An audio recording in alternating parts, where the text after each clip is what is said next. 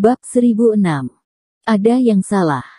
Lin Yu mengerutkan kening dan tiba-tiba mengangkat hatinya. Jika ada yang tidak beres saat ini, itu bukan masalah sepele. Dia berkata dengan suara yang dalam, "Ada apa, kakak Bu?" "Chun Seng, katamu." Bu Cheng tidak mengatakannya secara pribadi, tetapi langsung memberikan telepon ke Chun Seng.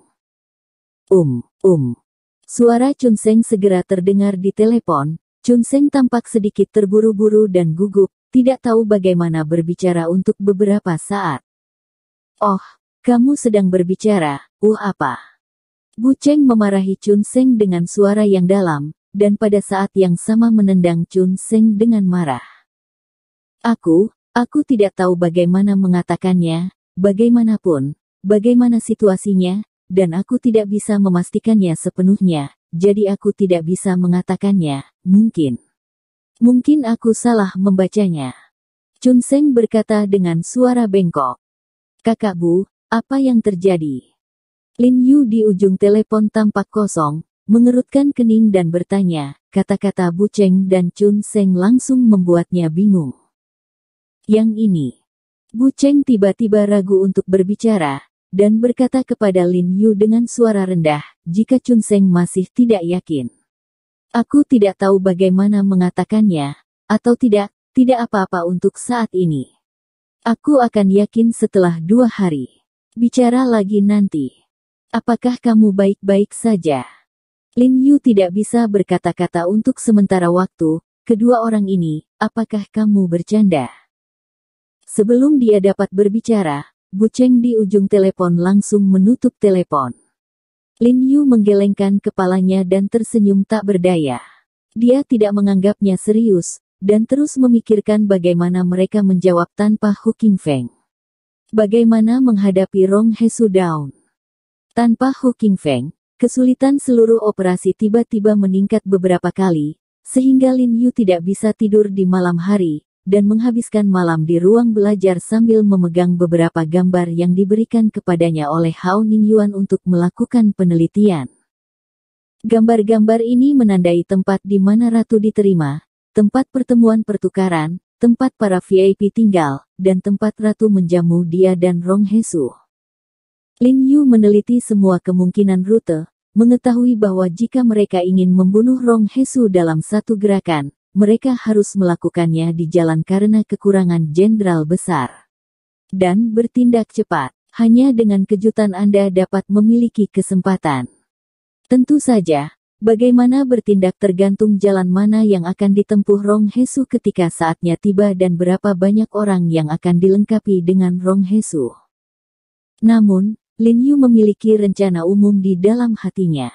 Dia tahu harus mulai dari mana dan kapan kemungkinan keberhasilannya paling besar.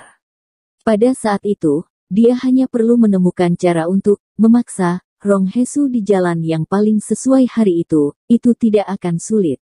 Bagaimanapun, Cheng Sen, Han Bing, dan penindas dapat membantu tepat waktu.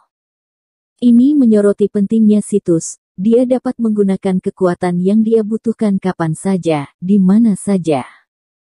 Malam itu, Lin Yu akhirnya menentukan rencananya di ruang kerja, dan menguap dan bersiap untuk kembali ke kamar untuk tidur dengan Jiang Yan. Tetapi pada saat ini Bu Cheng tiba-tiba memanggilnya dan berkata kepada Lin Yu dengan suara rendah, "Tuan, penilaian saya tidak salah terakhir kali, benar-benar ada yang salah."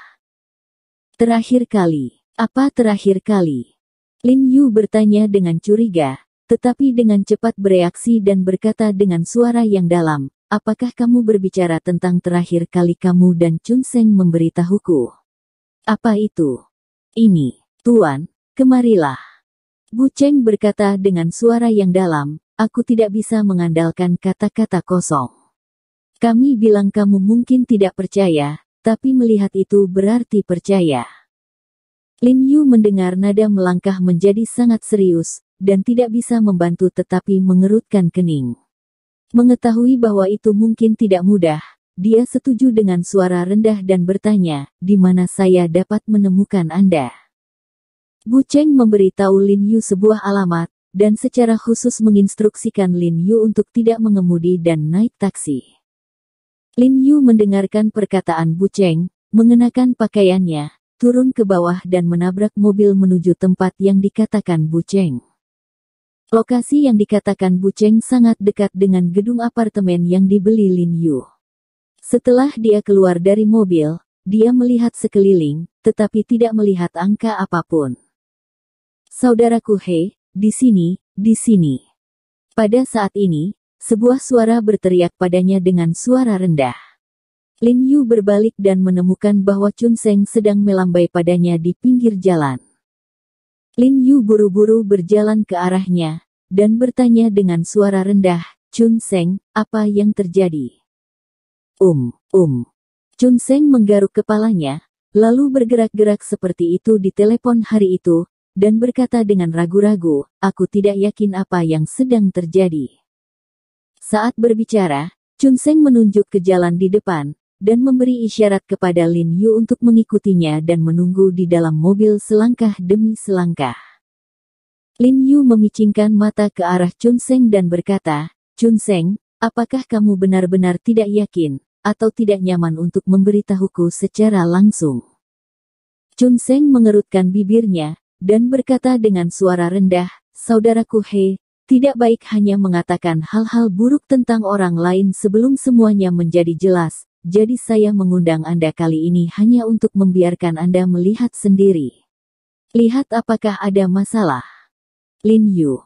Dia semakin bingung dengan apa yang dikatakan Chun Seng, dan dia menghela nafas, melihat bahwa semakin dia bertanya, dia menjadi semakin bingung, jadi dia mengabaikannya dan mengikuti Chun Seng ke jalan samping. Saya melihat sebuah mobil hitam diparkir di jalan, yang terlihat agak kumuh. Chun Seng bergegas untuk membantu Lin Yu membuka pintu. Setelah Lin Yu masuk ke dalam mobil, dia menemukan bahwa taksi pengemudi dan kopilot masing-masing duduk di atas jejak kaki dan Kyumen. Setelah melihat Lin Yu datang, mereka berdua dengan cepat bertengkar dengan Lin Yu. Panggilan. Lin Yu mengangguk, bertanya-tanya, "Di mana saya bisa mendapatkan mobil di sini?" Persewaan. Bu Cheng menyalakan mobilnya dan melaju perlahan ke arah depan. Ketika sampai di perempatan di depannya, tiba-tiba dia berbelok ke kiri, lalu melaju sedikit hingga beberapa ratus meter, dan kemudian kecepatannya tiba-tiba melambat. "Kakak Bu, apa yang kamu lakukan?" Lin Yu bertanya dengan bingung. "Tuan, apakah Anda tahu sosok di depan Anda?" Bu Cheng tidak menjawab Lin Yu, tetapi tiba-tiba menunjukkan sosok di depannya dan bertanya pada Lin Yu. Lin Yu membungkuk dan melihat melalui kaca depan, lalu sedikit terkejut, dan berkata dengan ragu, "Bukankah ini saudara keempat Su?" "Ya, ini memang Su keempat." Bu Cheng mengangguk dan berkata dengan dingin, "Apa kau tahu siapa yang akan dia temui?" Lin Yu tiba-tiba mengerutkan kening, dan berkata dengan ragu, "Siapa yang akan kamu temui?" "Kamu akan segera tahu." Bu Cheng menyipitkan matanya dan berkata dengan suara yang dalam. Kemudian dia tidak mempercepat, dan mobil mengikuti Zhu Laozi jauh di belakang. Zhu Laozi berjalan maju dengan kepala keras, kepala tergenggam di tinjunya. Kecepatannya sangat cepat, dia tidak pernah melihat ke belakang dari awal sampai akhir. Jadi Lin Yu dan yang lainnya tidak takut ketahuan. Setelah Zhu Laozi berjalan pada jarak tertentu di depan, dia sampai di area halaman, lalu berbalik dan masuk. Bu Cheng juga buru-buru menghentikan mobil ke samping dan menyuruh Lin Yu dan yang lainnya untuk keluar dari mobil, dan mengejar mereka ke arah di mana Zhu Laozi masuk, tetapi mereka tidak terburu-buru mengejar. Bersembunyi di balik dinding, dengan probe mengarah ke Xiao diam-diam melihat ke dalam gang. Saya melihat Zhu Laozi memasuki gang kecil, masih berjalan cepat, cemberut kepalanya dan berjalan puluhan meter, kemudian berbalik dan berjalan ke sebuah pintu, bertemu dengan nomor pintu, lalu berjalan langsung ke pintu dan mengetuk dengan keras. Mengetuk pintu. Segera pintu terbuka, dan Old For Zhu langsung masuk, dan kemudian pintu dibanting hingga tertutup. Bu Cheng melambai ke arah Lin Yu dan yang lainnya, dan kemudian dia memimpin dalam bergegas keluar dengan fleksibel, dan dalam sekejap mata dia mencapai pintu tempat Old Forzu baru saja masuk. Dia berbalik dengan tajam dan melompat ke dinding tanpa mengeluarkan suara. Lin Yu dan Chun Seng Qiuman juga mengikuti, dan mereka berbalik ke dinding dengan sosok yang sama, dan kemudian melihat lampu menyala di aula dan kamar tidur di halaman. Tampaknya Zhu Laozi langsung masuk ke dalam rumah setelah masuk. Setelah melewati Lin Yu, mereka melambai, dan kemudian memimpin Lin Yu dan yang lainnya langsung ke atap aula, berjongkok dan menunggu dengan sabar dari sudut mereka. Mereka bisa melihat sebagian besar halaman dan pintu di sebelah kiri. "Kakak Bu, apa yang kita lakukan di sini?" Lin Yu bertanya dengan curiga. Ini adalah kebebasannya bagi saudara Zhu untuk datang menemuinya di malam hari. Mengapa kita harus mengikutinya? "Saudaraku He, kamu akan tahu sebentar lagi." Chun Seng menggaruk kepalanya dan berkata, "Sabar, Tuan." Bu Chengchong Lin Yu berbisik. Kemudian beberapa dari mereka menunggu dengan sabar. Kadang-kadang terdengar teriakan keras di ruangan bawah, tetapi mereka tidak bisa mendengar apa yang dikatakan orang-orang di dalam. Setelah setengah jam, pintu ruang utama terbuka dengan derit, dan kemudian Zhu Laozi keluar dengan cepat, tergesa-gesa, dan sepertinya memiliki sedikit kebencian. "Kembalilah dan pikirkan sendiri. Kamu tahu, seluruh hidupmu sejahtera ditentukan oleh pikiranmu."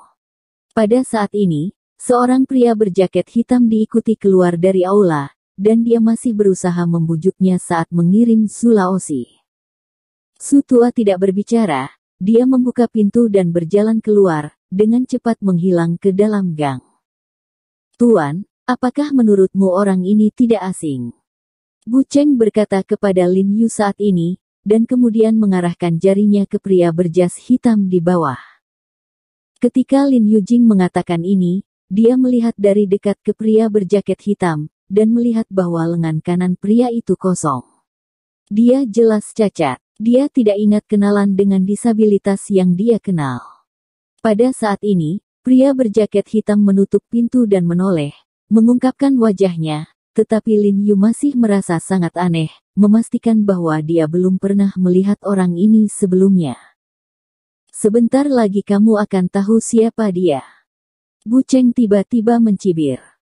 Mendengar suara di atap, pria berjas hitam di halaman tiba-tiba mengubah wajahnya, mengangkat kepalanya dan bertanya dengan cemas, "Siapa?"